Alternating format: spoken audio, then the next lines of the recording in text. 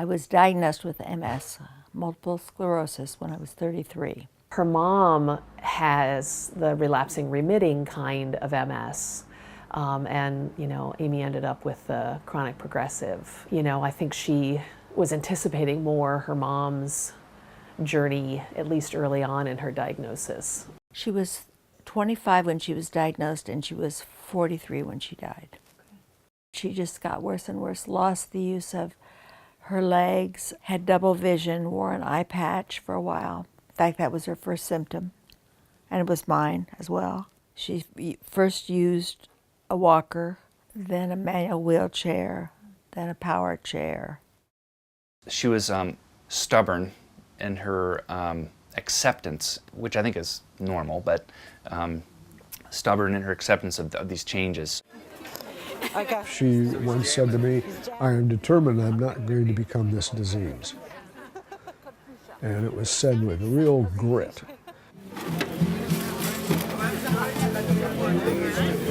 I know.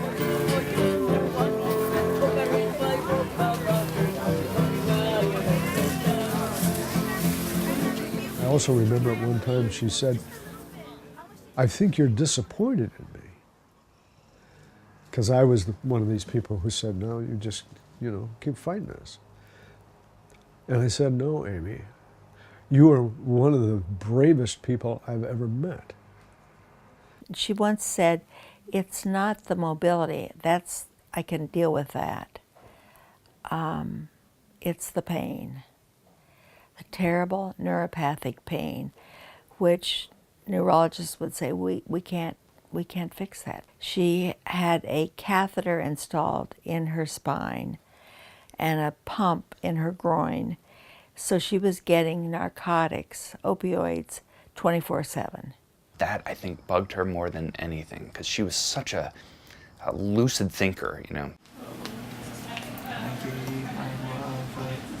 Cherry or something.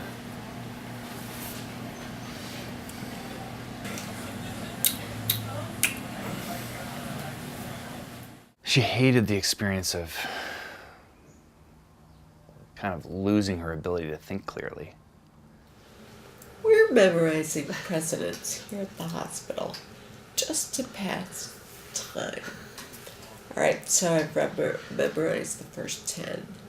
So here we go. Ready? George Washington, John Adams, Thomas Jefferson,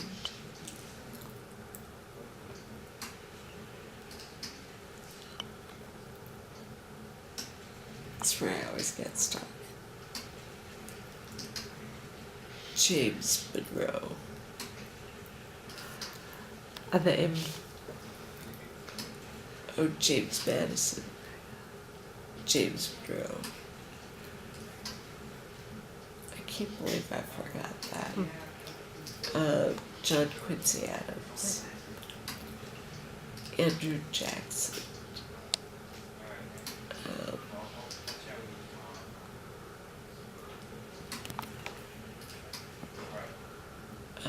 Martin Van Buren.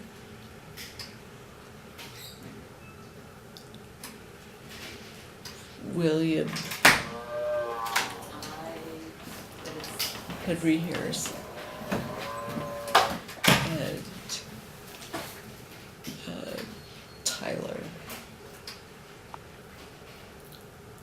John Tyler. Perfect. Ta-da. So that's 10. Now we only have 18,652 to go. Except I know Barack was 42. The grieving process, started for me quite a while before she actually died. She was on so many narcotics, and just nothing would touch the pain. There was a way in which part of her was already gone. We began to sort of struggle a bit with how do I maintain a quality of life, even though Amy's quality of life in some ways is declining. And somebody at that stage in my life, I think it was about 29 or so, said, it may come to this, Will, that, someday, sorry.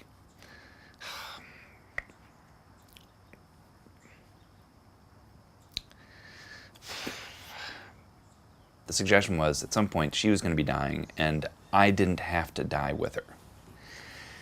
So that was a revelation, because it set in motion this very deliberate effort on both of us, our parts, to support our partnership by way of maintaining independent lives.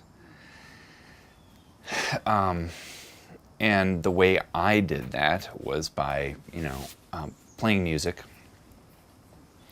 in ensembles and on my own.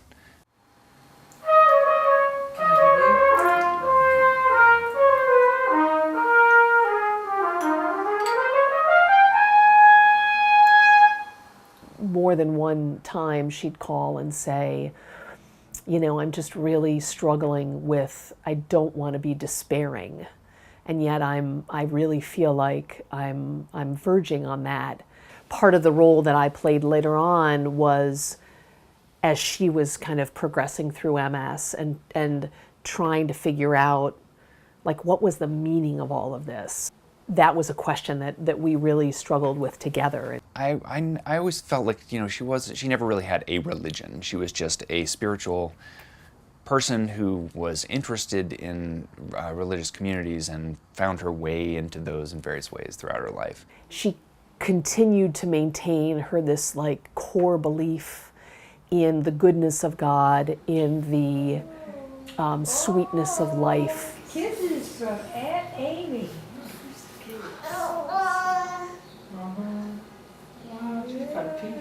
What's he saying?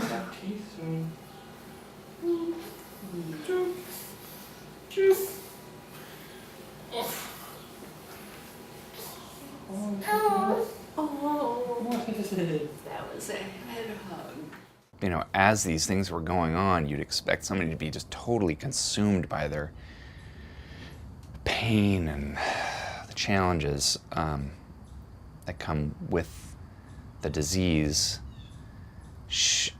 That's not what she led with. She was always leading with, how are you? Tell me about you. And it wasn't a distraction. She was just way more interested in other people than she was in her own, situation. But Megan Mackenzie. Mackenzie, Yeah. how old is she? She's 13. And she's 13. Bella's. She and Bella are really, really good buddies. Oh, all right. Bella was her first, friend in junior high that she didn't already know. They were in theater. With everybody. Would you like something to drink? I know, that's just so I know. Yeah. So there were other communities and other people who really recognized her for being this mover and shaker. She pushed to have the public library. She was pretty instrumental in making it more accessible because she wanted to go to the library and go to the bathroom. And that's the thing I remember. I learned a lot about accessible bathrooms, especially through Amy. So much of our relationship was like hanging out in the bathroom.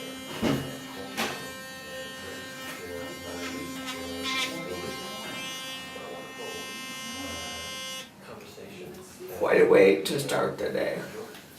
That's why I say. Probably 2 or 3 months before she died. We're in the bathroom and she is fucking brushing her teeth with so much precision. And I'm like, Amy, like, you're like spending 5 minutes like this, absolutely every single tooth. And not a lot of manual dexterity. So she's like, every single tooth, like, and I'm like, oh my God, you really need to do this. And she turns, that was the timing thing. Like she turned, she said, even in the face of death, oral hygiene is critically important, and she's like with her barely holding the toothbrush, oh, meticulous. She had beautiful teeth the day she died. Yeah. There were people living with us, and I was living there. She really needed more intensive care, and so she would go into these hospice facilities for 3 or 4 nights, and then come home. And that was so, I hated that. She was such a good sport about it. But God, I hated that. The people that work in these places are so wonderful.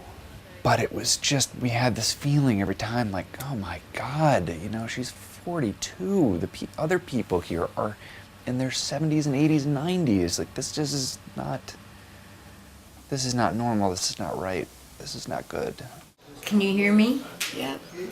Are you having pain right now? Yeah. What level is it? Probably at can I have your wrist again now? 7.5. 7 to 8. 7.5. 7.5. 7.5. Okay. Are you reading the DVD player? Yeah.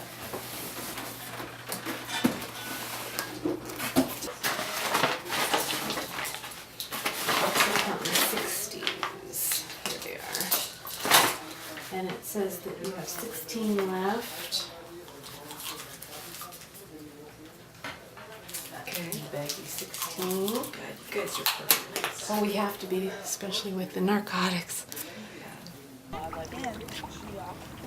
We were sitting out by her swimming pool when she told me. That was in April of 2010. And I said, you know when this is going to happen? And she said, sooner rather than later. And she died in October. And I accepted that as, first of all, her decision. And with a sense of relief for myself. The worry and the anxiety and the torment of her disease, particularly since I got off so lucky, feeling guilty.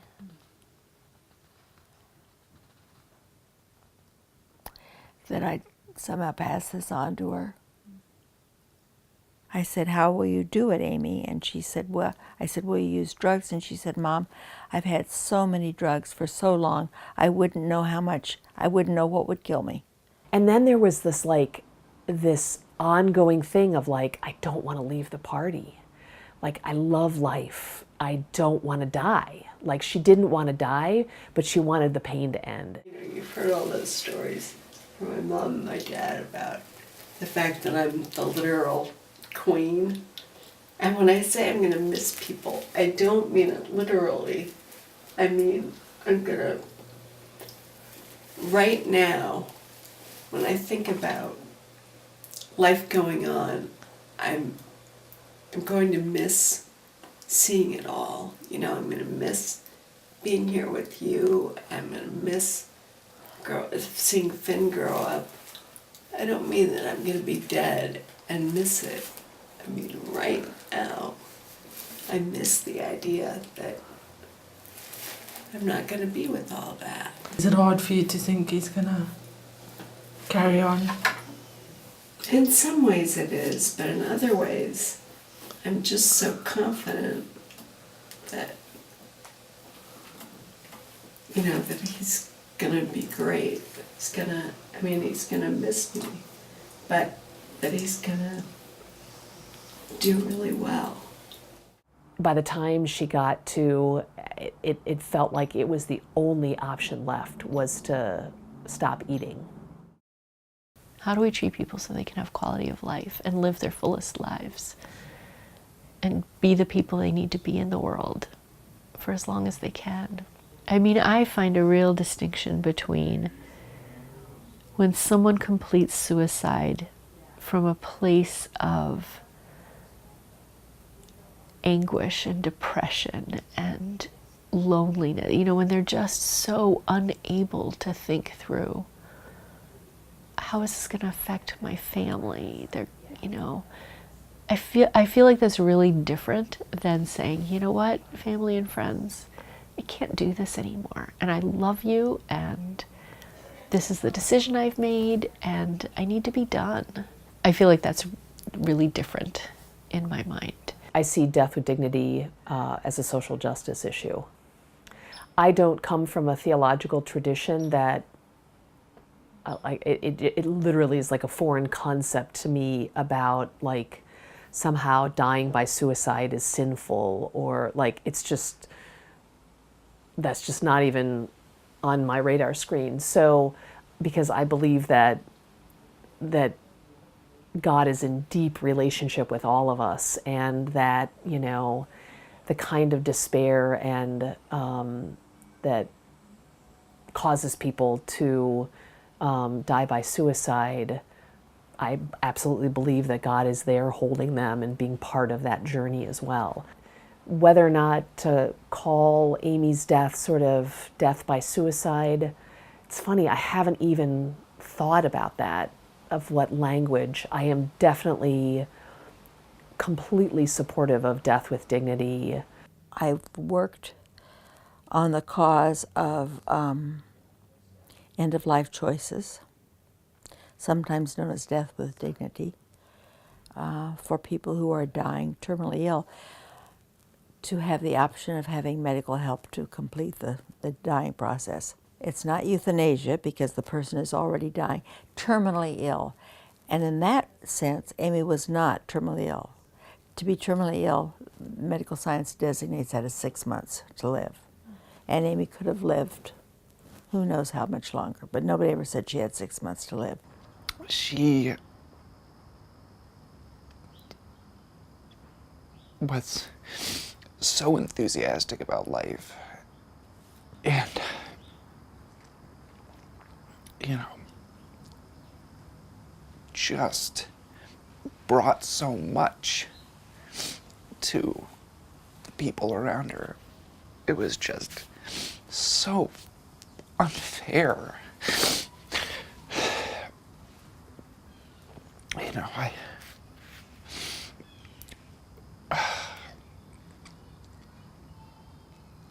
of all the people that should suffer and die early, you know, she's just the last that deserved it. And not that that has anything to do with anything, but, you know, I just felt like it was unfair.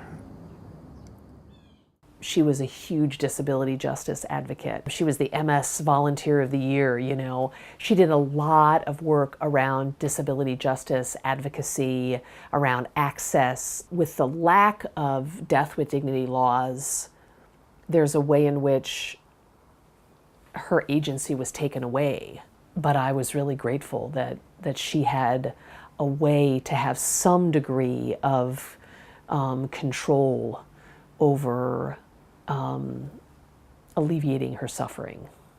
She and Will thought about moving to Oregon where the assisted suicide was legal, but then explicitly decided that no, her support group was in Santa Barbara, this is where her friends were. The idea of moving away and being away from her community just was prohibitive. That just didn't seem at all like the way she wanted to die. She wanted to die with her community around her. It was essentially the only choice, except for me administering something which would then put me in legal jeopardy, and neither of us wanted that. You make all the scary things easier for us. Well, thank you. Thank you.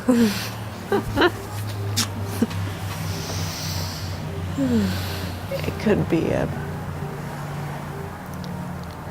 be a big farce. What could be a big farce? Because I don't know. I don't know any more than you all know. But you know, I'm gonna stop worrying this week. Yeah. About the junk on the table. That's good. So good. Shit that just doesn't matter. Yeah. Shortly after she made the decision to stop eating, I was sitting on her bed and she was lying there and she said, you know, I just want a fucking skinny cow. So like a skinny cow is this like ice cream sandwich. And so I'm like, Amy, can you maybe take a sip of your water and like envision it like a skinny cow? She's lying there, and she's got her hands kind of like this, and she pauses, and she sort of says this, and she says, with my limited manual dexterity, I say to you, fuck you. Oh my God.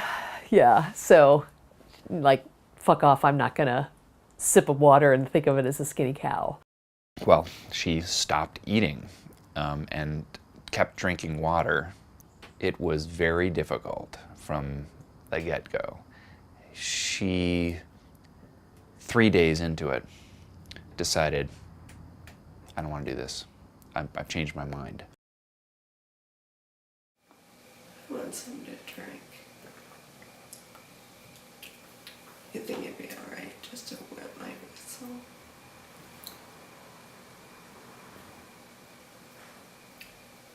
It's up to you, isn't it? Yeah. I'm just afraid that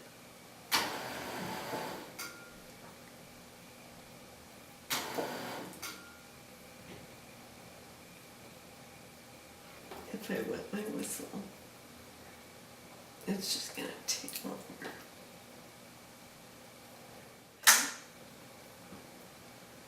I don't know. I can tell you that not drinking is harder than not eating. I think it's safe to say that I was kind of losing my mind a little bit then. I couldn't think straight. I said, I don't know if I can stick around, for more of this. You have anger about if she would turn back into the other model of continuing to live. Mm-hmm. And there's a fear that you would leave her if she does. Those two things came up. Mm-hmm. And I think that needs to be talked about, if you don't mind. No, I agree. Yeah. Yeah, I am feeling anger and frustration, and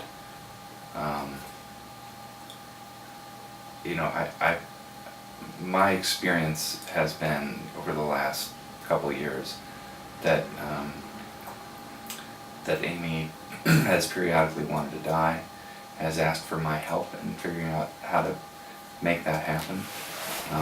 Even, at times screaming and asking me to kill her. I've said, you can continue, living. You could choose to swallow a whole bunch of pills and die, or you could not eat. And I've said this for years because those are the only options I know of. She has said, I'm done for months and months and months. But it was the first time on Saturday that she came in and said, I don't want to do this anymore. I'm not going to eat, and I felt like, okay, you said you're done before, and I've said okay, and I've called people, at your request, to your parents to come out, Rebecca, our pastor, sort of mustered the troops. I've kind of gotten my own psyche prepared for your death, and then you change your mind. And I feel like that's a roller coaster. And so, I don't want to be on that roller coaster anymore. I don't think I can handle any more of that kind of roller coaster stuff. What does that mean? Well, I think that it means that I need to divorce myself from this ride somehow. Maybe it does mean leaving. Maybe it means doing something radical like not being in the same house, or staying with friends, or being out of town for an extended period of time or something. But I can't do it. I can't. I just can't. I can't do that anymore. When we talked, you said you were terrified that he would leave you, and you just said that it might happen. So what does that do to you? It makes me very sad. Yeah. You know, not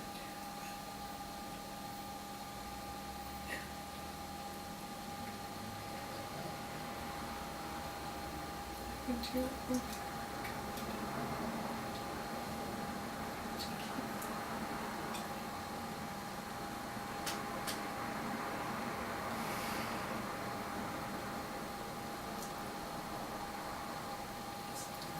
Very much.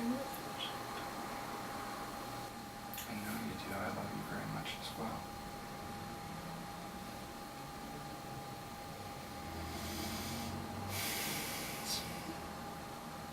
So done this to you. I spent a lot of time sort of regretting that moment when I said, I don't know if I can stick around. But I did, and shortly after that conversation, within a couple hours, she was back on track and choosing not to eat. But for the next 35 days or so, every hour or hour and a half, she'd say to me, you know, can I just have a little something to eat? And I would have to say, yeah, you can. You can eat, you can drink. If you do that, that's prolonging your life. You've said you don't want to prolong your life. So do you want to have something? Do you want me to get you something? And she would say no. So it was, I felt like a, you know, her death advocate. And that was torture for me. It was torture. Very cute, though.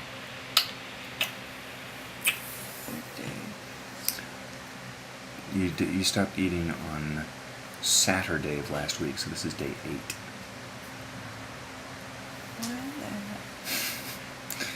Why the hell are you still alive? Yeah. Water. I know. I think I'm going to be the one who's going to be missing you. But we've been over this. I'm going to be missing you. I love you too. I know you do.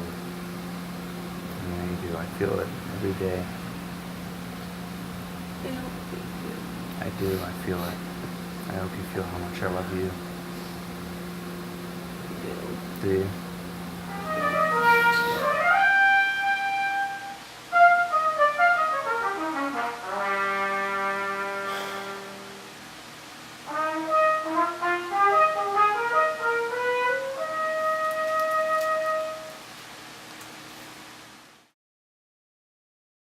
Could they tell you anything about, once you stopped eating, how long you should expect this process to take?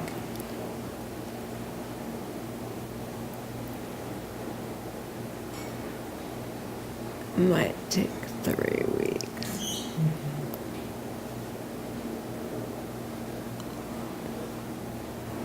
I can't. I stopped. It was almost 2.5 weeks ago.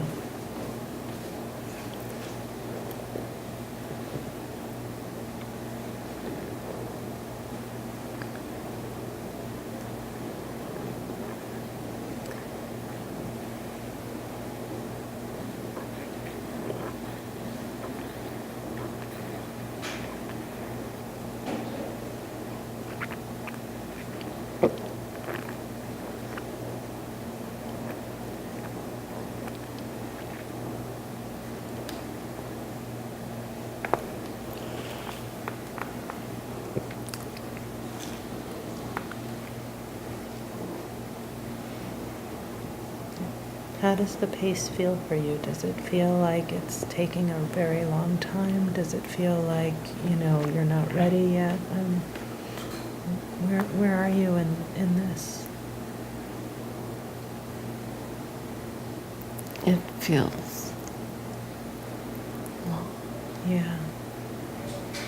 You tired of it?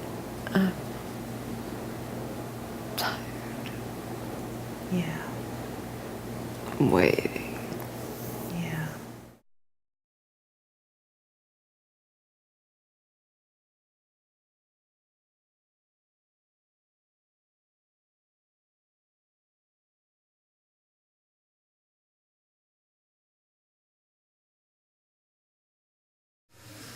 As I went down the river to pray, studying about the good old nation where the starry crown, good Lord, show me the way.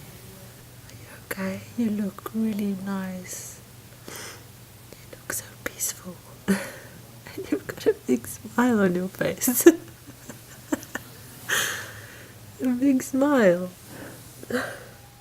This little light of mine, I'm gonna let it shine, let it shine, let it shine, let it shine.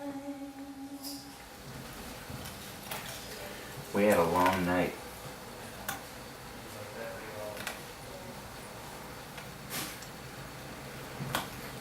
I was in here giving you ice chips for about 45 minutes, and then you asked for your husband.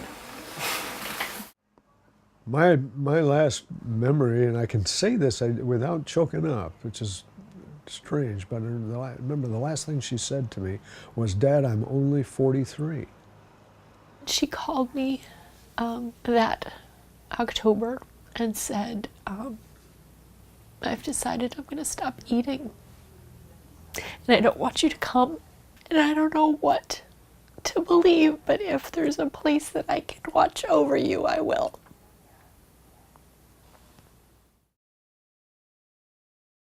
I remember when Amy died, Melinda was at her side. I was in the other room, and Melinda came in and told me that she thought that she had died.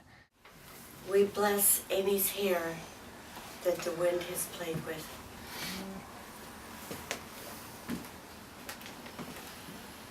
We bless her brow that has been the birthplace of her thoughts.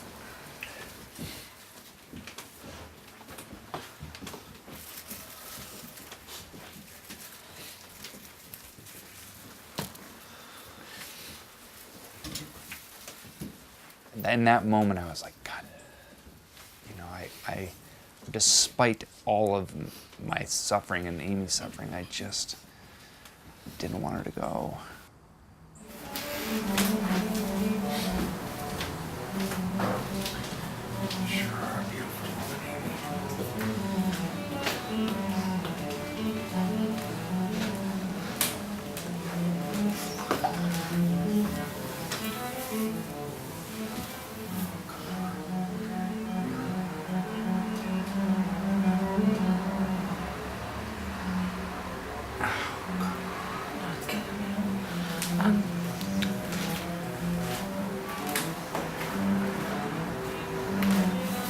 Did you get some lotion?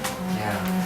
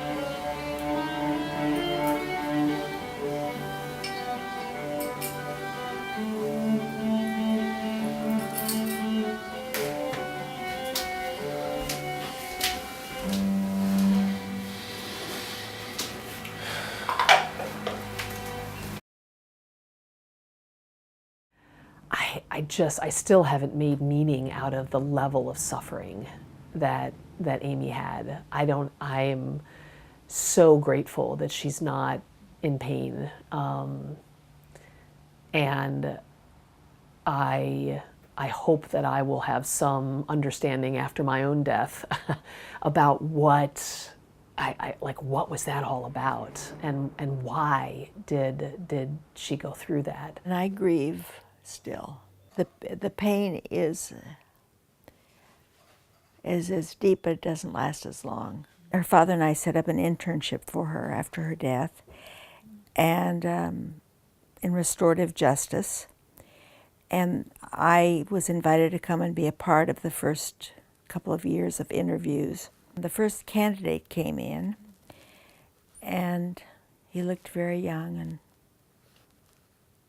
kind of unaware. But he did ask the question, who is this internship named for? Who is this Amy Van Meter person? And her boss said, well, she's a miracle worker. And the kid said, well, what do you mean? And she said, well, she would wheel in to a room with people who were very angry and upset with each other. And by the time she got done, they'd all be deciding where to go to dinner together. And that was who Amy was. If there was a way to make peace and to have harmony and to affirm every person, she was the one who knew how to do it. I'm of a generation where you held your feelings in check, particularly as an American male. What she gave me was acceptance of those rough emotions. That I think of.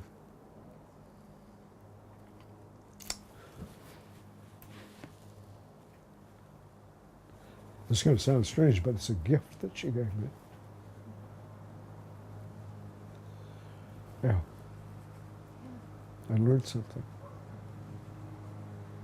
That I can handle those. I don't have to suppress them. Just live them. Took a long time in my life to learn that. It's impossible to encapsulate just what a wonderful person she was. So I feel like anything I say is inadequate, but she had a profound impact on people. So I don't know how to put it. Yeah, I think I'll just have to let my stories speak for themselves.